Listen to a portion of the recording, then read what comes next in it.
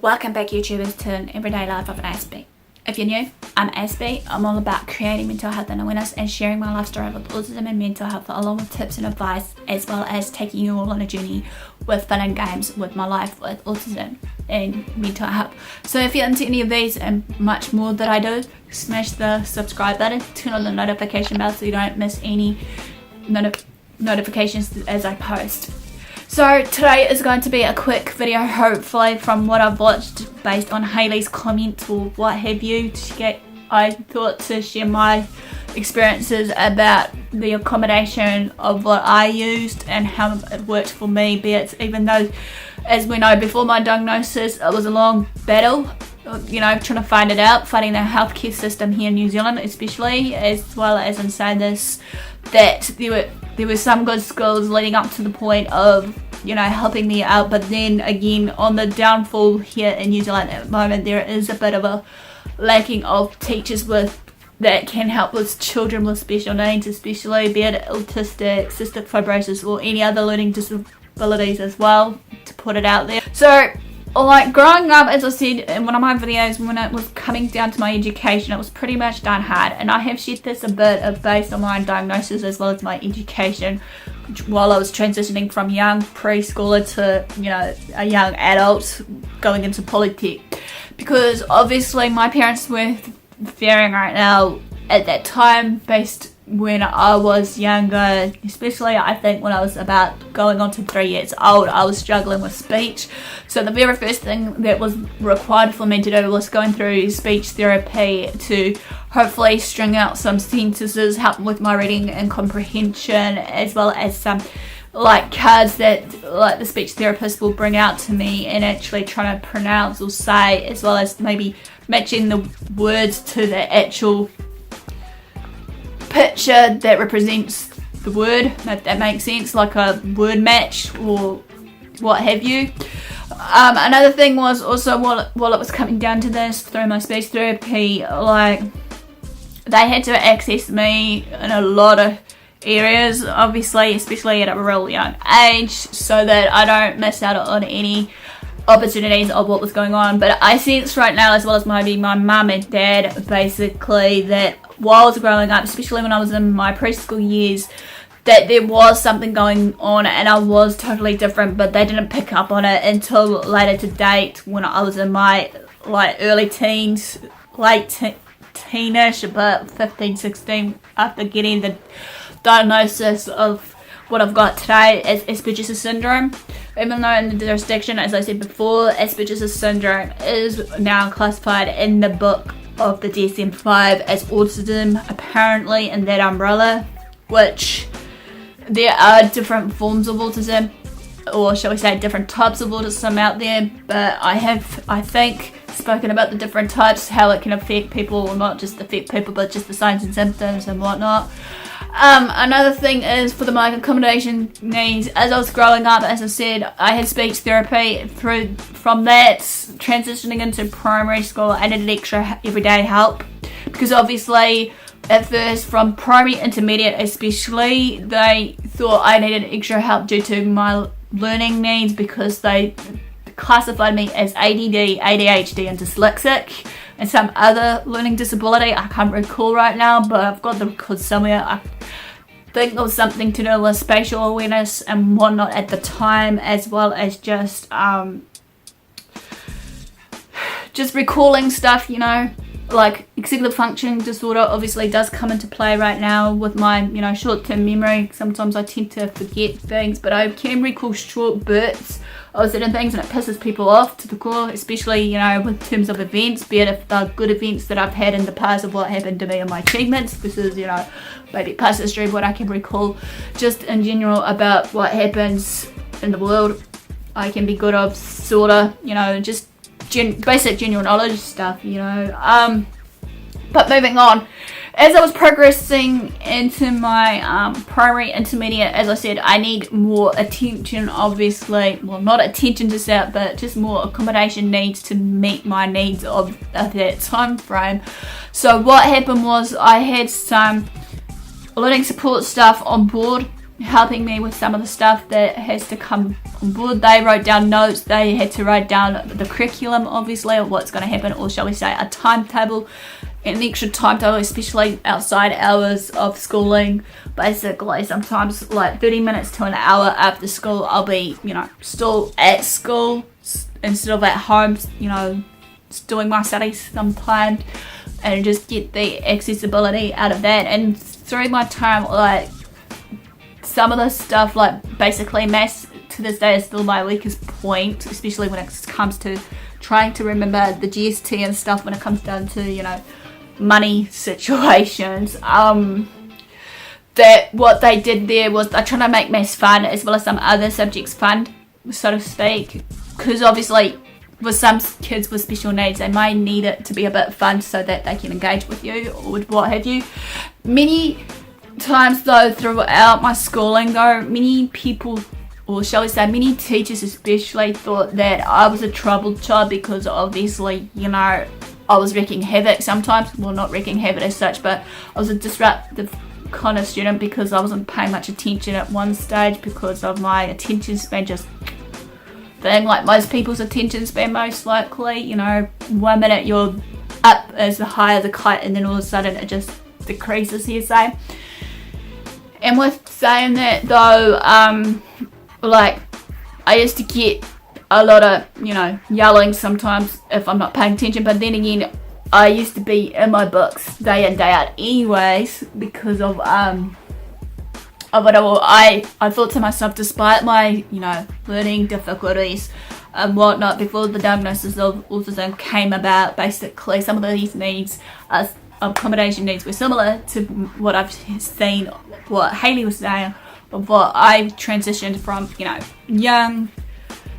young child to young adults, and trying to, do it in the real world as an adult, even though it's really difficult.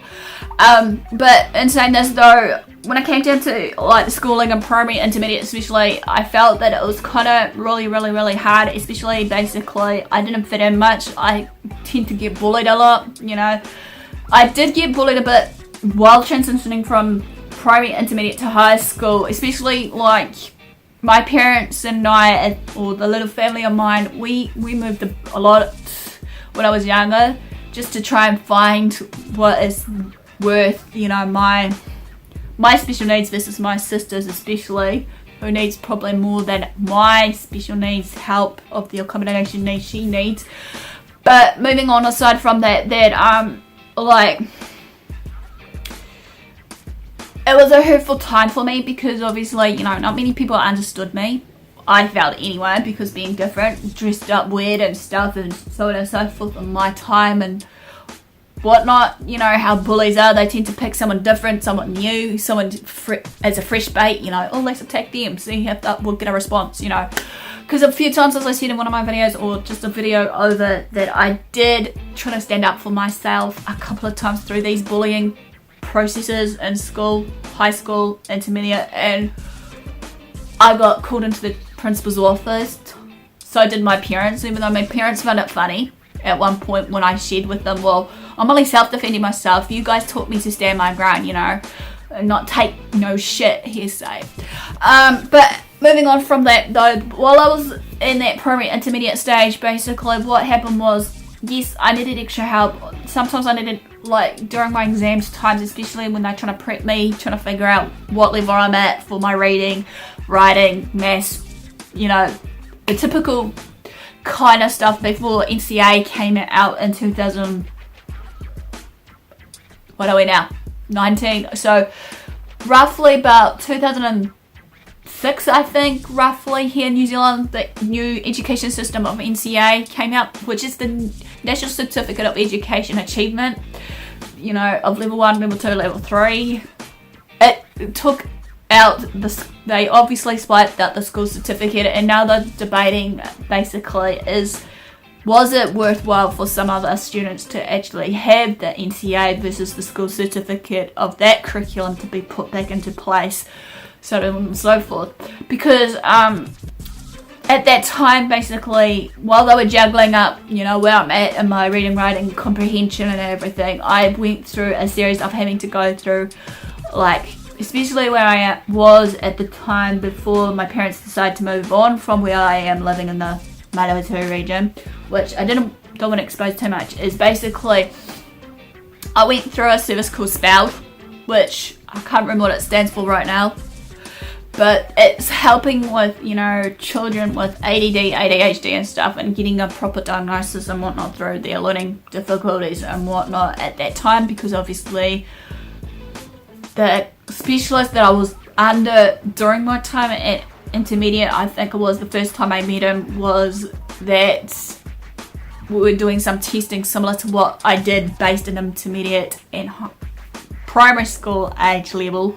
because obviously at the time they thought I was a slow learner in school, you know, I couldn't catch up obviously. So also in saying this, like in that jurisdiction, in that time period for me especially,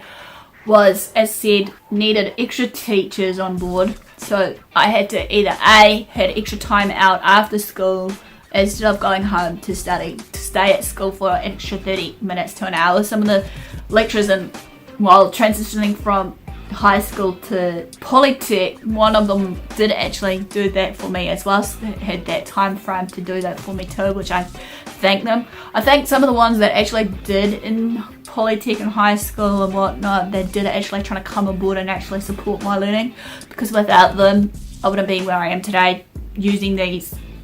tools that I feel is right for me. Another thing was also in saying this, like as I said before, with my executive dysfunctioning disorder especially, this probably runs with ADHD and autistic children, that I needed lists.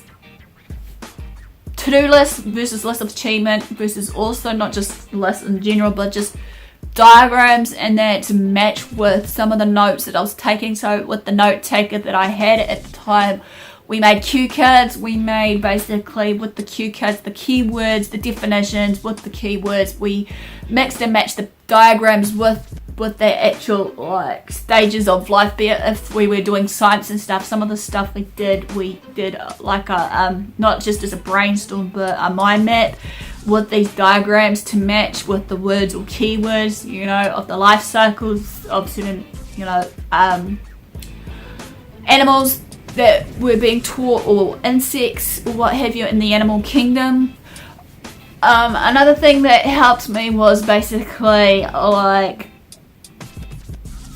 for me anyway, even though I was struggling with art, like I learned basically, okay, he said just to focus on the imperfections and flaws and whatever else it was at that time. This is in high school, while I was transitioning from intermediate to high school especially. I think also it happened in not just high school but in an intermediate stage, that some of them did help there. But moving on, aside from that, I needed extra helping with that, and then they realised that, okay, despite that of all the repetitive tasks of what I was doing with these notes, came about, like, I think, like in Polytech especially, with this poor person, they ended up introducing me a dictaphone to take to my classes, record them, and then plug it back into my USB port on my laptop, download them, listen to them in my spare time if I can, go over them, and then if need be, you know, write down some notes from that with the help of some of the other notes that was on board, like that we had got given as set books, you know, of what the class is about or the subject is about.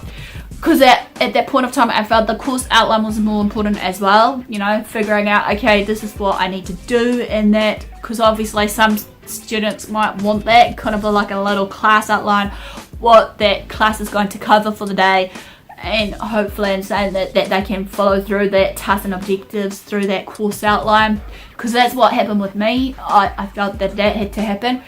Also, in saying this though, despite my bullying and everything, like, you know, I felt like, you know, enough is enough. I thought to myself at the time, just trying to ignore them as much as possible, regardless, even though I'm the kind of girl that wants to try and speak out, regardless, at that time I was still struggling to try to put my, you know, words into speech patterns.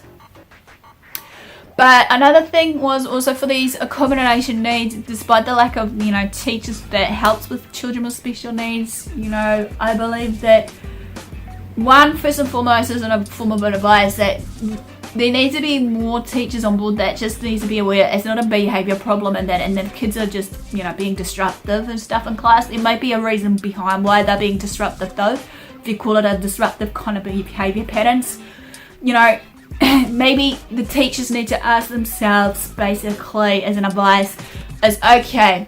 why is this student not paying attention? 2, is it the way I'm teaching that they're not paying attention? And if so, how can I actually fix this so that they can engage with me? Because obviously, at the end of the day, they say that school has to be a part of life for most of us, and whatnot, I believe. And yeah. Also, from what I can recall with some of the helpings too, just to tie it up, is through my intermediate right through to Polytech years, especially with this extra help after school, and that especially when it came down to tests, that one part was that they took me to another room and gave me at least an extra 30 minutes an hour, or trying to make sure that I start before the rest of the members of the class in the next room over to me. The reason why they did this, even though at this point I got picked on because they thought I was a teacher's pet, that I was a troublemaker, there was a lot of assumptions about this, or misinformation about the reason to why I was in a different room. But the reason for me was it helped me in a way to stay in a different room because of all the distractions with the white noise and everything around me, especially at Polytech. It was super busy, trying to drown out all the noise, especially for the sake of my, autistic trait, especially basically trying to really self-focus on that task at hand. And I was fear of basically, failing, so to speak, like most students. But when it came down to me in those stages of intermediate to Polytech, when I was put in that another room, they made sure also to have my special aids teacher, or as they call it, reader writer, with me at the time if I need that assistance from them to, come back in and help me just to read through the, tests and whatnot. And sometimes they'll test me verbally before I put it down to paper as well for these pop quizzes, sometimes before the big major exams that came up.